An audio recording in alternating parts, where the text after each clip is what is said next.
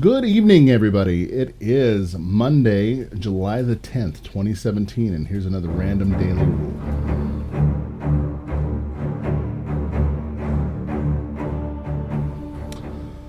Okay, well, we have another question from the web, and this one was good evening or morning to you, whoever you are, wherever you are, sorry. Question for my clarification. The heat metal spell in 5e, I used it against a plate armor wearing foe. I figure because it takes time to doff armor, it takes the 2d8 and uses its action to try to do so, but was ruled against because I was told the beast saves to bear the pain. Does it get to save for damage or just to drop it or both? I can't find sage advice or any errata for this, so thanks. Okay, no problem.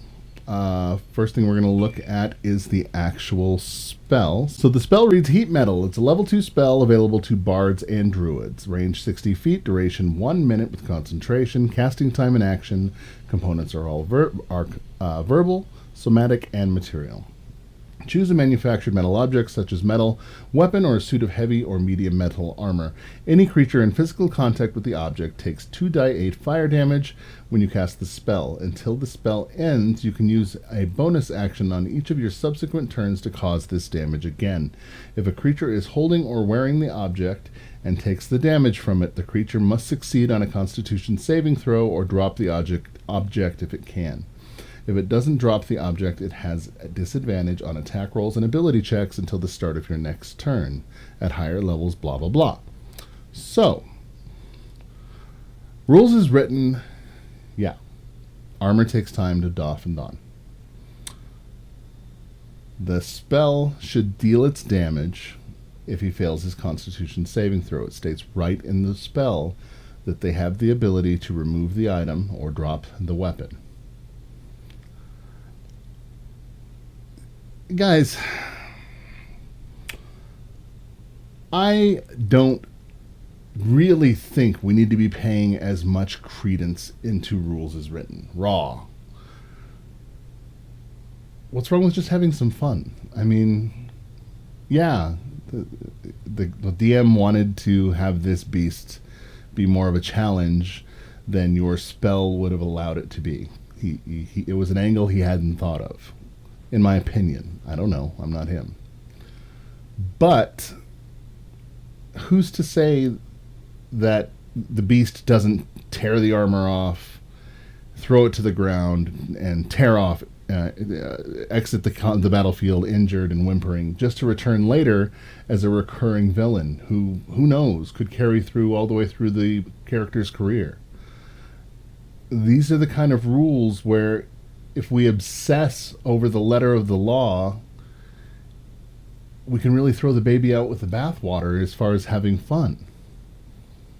I mean, there's a million different reasons why your DM may have decided to try to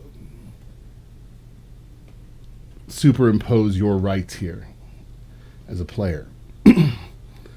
Personally, I probably would have had it deal damage for that round, maybe the round after, and then he tears it off and either attacks you or runs away.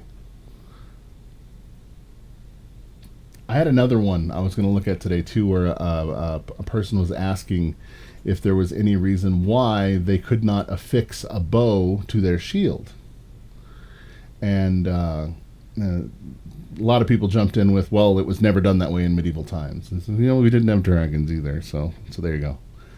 And it's like my argument to this one, another person in the forum mentioned that in the real world, you can't just tear off a piece of armor unless you're Superman. I said, in the real world, I'm not encountering beastmen wearing armor. It's disappointing.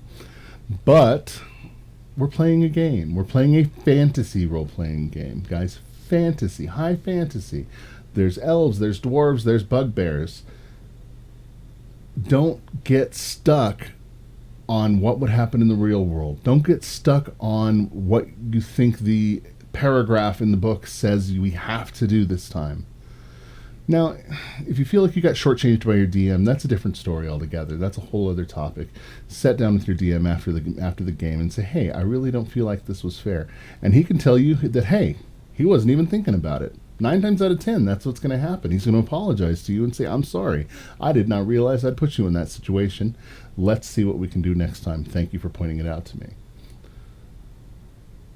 But don't forget, guys, D&D's a game. Games are supposed to be fun. That's all I got for today. See you tomorrow.